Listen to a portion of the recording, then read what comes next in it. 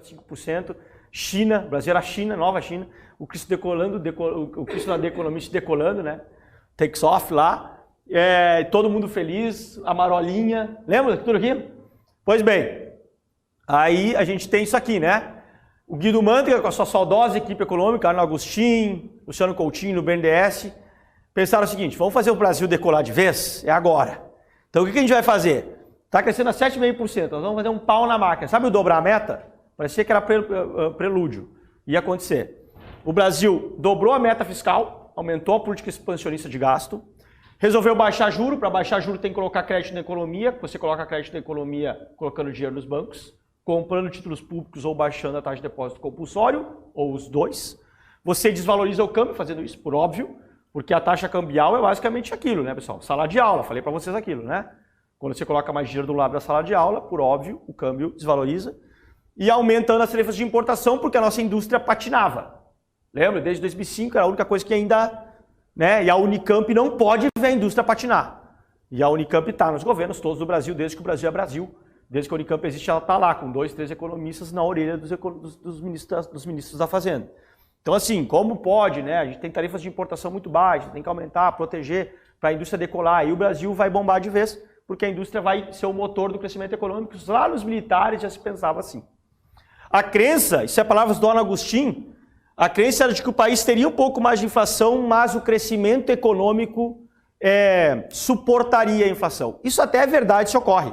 Quando você tem uma inflação de 3% e as famílias crescendo a 7%, a renda nominal, o PIB da economia, o problema é conseguir isso. O problema é conseguir com que a produção aumente acima do índice de inflação de preços. Por quê, pessoal? Porque se a inflação de preços está subindo, é porque o consumo está acelerado. Significa que você vai ter que produzir sempre acima da velocidade do consumo. Isso é quase impossível. Lembra daquele axioma. O consumo, quase um axioma isso, né? O consumo é sempre mais rápido que a produção. Consumir é um pulo. Produzir, há uma certa demora. Demora, né? Então, assim, a ideia é que o crescimento do PIB geraria, digamos assim, ou suportaria esse aumento da inflação, que essas 5, né, eu gosto de chamar das 5 dedos, né, as 5 políticas da nova matriz econômica gerariam. Então vamos lá. Vamos ver se o governo fez mesmo, né? Pega o final da curva lá, pessoal. Tá vendo janeiro de 2014? Ou se vocês quiserem, pegue janeiro de 2010 e olhem a linha de tendência. Vocês percebem que tem uma linha de tendência assim, depois assim. 2014 era ano de reeleição, né, pessoal? Aí não dá para brincar, tem que se reeleger. E aí, então, o que a gente tem, né? Uma política de gasto assim e depois pau na máquina lá no finalzinho. E aí aquele gastozinho leve ali, né? Mais de 8.000% em média, né? Uma mediana ali, levinha. A taxa de juros. Observem que a taxa de juros, na verdade, já vem caindo desde o governo Lula. Né? Ela cai. Falei que nem o Haddad agora, né? Lula. Mas, enfim, ela vem caindo, tirando a brincadeira, até 2012. Vocês observam que ela chega em 7,14 em 2012 e para. Para por quê, pessoal? Porque a taxa de poupança da economia brasileira de frente da americana é infinitamente menor. Pra vocês terem uma ideia, a economia americana poupa por em torno de 24% do PIB. Só que o PIB americano é de 21 trilhões de dólares. Significa dizer que a poupança americana, em termos absolutos, dá algo em torno de, com as contas aqui rápidas, uns 5 trilhões de dólares. Por aí. Vamos jogar por aí. A poupança brasileira estava ali em 14% do nosso PIB, que é 6 trilhões de reais. Significa que, trazendo para uma conta rápida aqui, 6 trilhões de reais com 14% do PIB dá por volta de 900 bilhões de reais, que dá por volta de 300 bilhões de dólares. Nunca a gente passa de 20%, é impressionante. 19, 18, agora está em 17,5%. A gente não passa de 20%, é um karma brasileiro. Não consegue fazer a poupança interna subir de 20% do nosso PIB, que já é baixo, né? Já é baixo. Então, é um pouco isso, né? A economia americana tem uma poupança de 6 trilhões de dólares. A nossa de uns 200 bi de dólares. Eu estou fazendo aqui umas aproximações grosseiras, né, pessoal? Me perdoem pelas aproximações. Mas só para a gente ter uma dimensão do volume de poupança das economias, né? Então é claro que quando a gente trouxe para 7,14, essa aqui foi a fatídica época que a Dilma Rousseff veio para a televisão dizer que a energia elétrica ia cair em 18%. Lembram? Nas casas e domicílios. Entrou vários microgerenciamentos da macroeconomia, né? Da microeconomia, perdão, da política setorial do governo Dilma Rousseff, que acabou de vez com a economia como um todo, né? Subsídios para a indústria moveleira. você fazer sofá. Olha, se a indústria moveleira precisa de subsídio para fazer sofá. Lembro que se abriu uma linha de financiamento para mobiliar as casas do Minha Casa Minha Vida? Vocês lembram disso? Você comprava Minha Casa Minha Vida e ia na Caixa, além de conseguir o crédito para Minha Casa Minha Vida, conseguia também uma linha de financiamento para mobiliar, porque, claro, depois você compra e tem que mobiliar. E aquelas caixas de fósforo tem que fazer tudo planejado. Então eu preciso de grana também, não tem o governo lá jogando dinheiro na economia. Então o que acontece? A partir de 2012 os preços começam a subir, o governo já tem que sinalizar com o aumento dos juros, porque senão a inflação explode. Aí você dá uma olhadinha na expansão do crédito, colocou dinheiro na economia, o Brasil tem mais de 50% do crédito via Banco do Brasil e Caixa Econômica Federal, olha a linha vermelha. O que é curioso da linha vermelha, pessoal, é que desde 2002 ela está abaixo da linha azul. A linha azul é os bancos privados, Itaú, Bradesco, Santander, na época HSBC, alguns outros. Observem que em 2014 a linha azul fica mais parcimoniosa, porque já se avizinha a crise.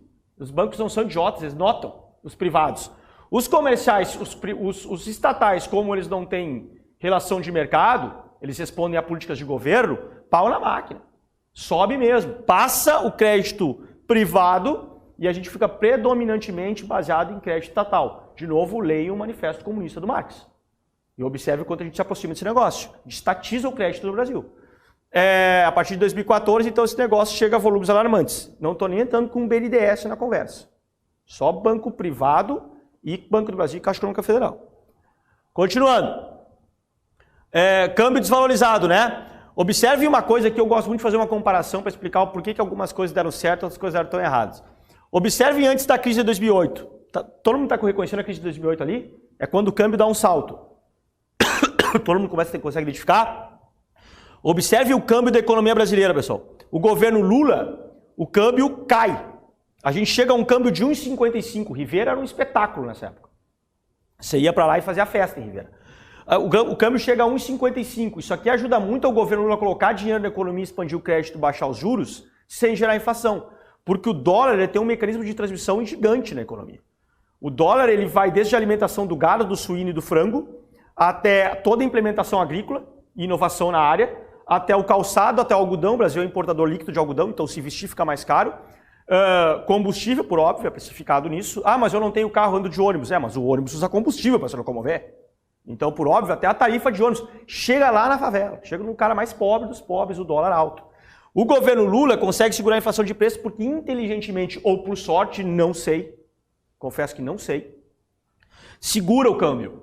O governo Dilma propositalmente faz o câmbio desvalorizar, porque acreditava nessa política industrial, isso vem da Unicamp. Uma coisa bem verdade, pessoal. Aquela linha ali de aumento do câmbio no governo Dilma é uma linha de tendência mundial, tá? Todas as moedas nesse período se desvalorizaram perante ao dólar.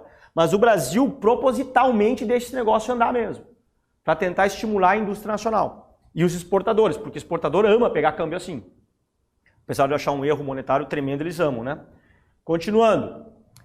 E o Brasil se fechou, né? Que é a última etapa. Ficou entre as economias mais fechadas entre os países da OCDE, o Brasil liderava e ainda lidera.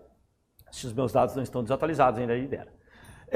Significa dizer que sim, a gente é muito fechado. A gente tomou há cerca de um ano aí uma sanção da OMC por proteger em demasia. O Brasil é um país protegido a troco de muita pouca solução interna. Não consegue fazer soluções internas e mesmo assim se protege. Significa dizer que tem muito pouco capitalismo aqui, né, nesse sentido. Ou seja, pessoal, isso tudo era a tal da nova matriz econômica do governo Dilma Rousseff, né? Colocar dinheiro na economia, baixar os juros propositalmente e fazer gastança. Por que a gente fez uma análise mais macro e não tão setorial, pessoal? Porque a política macroeconômica aqui no Brasil é a mais importante do que na americana. A americana é uma política mais monetária.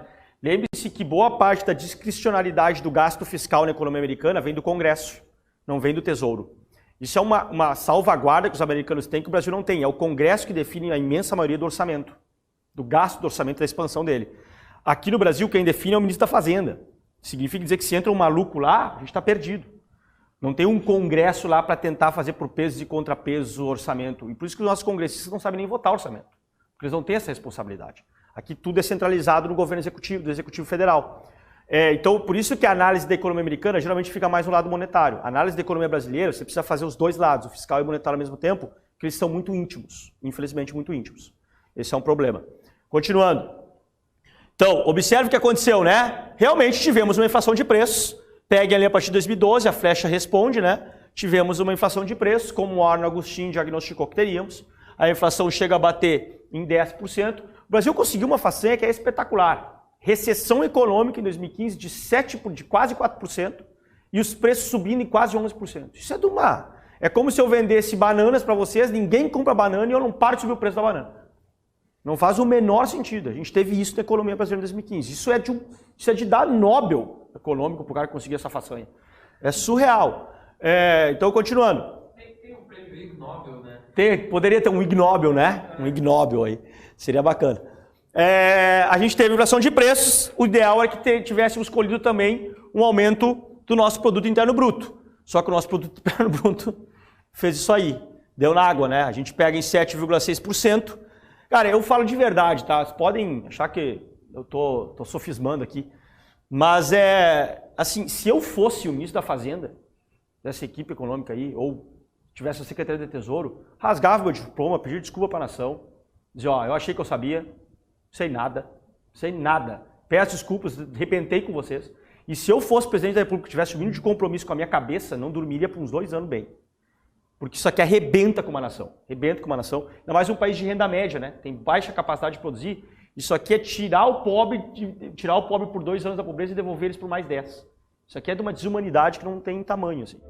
Se você gostou desse vídeo, mais uma vez, curta, se inscreva no canal e principalmente entre no brasilparalelo.com.br, assine e tenha acesso às aulas completas, se torne membro e faça parte da mudança e até breve.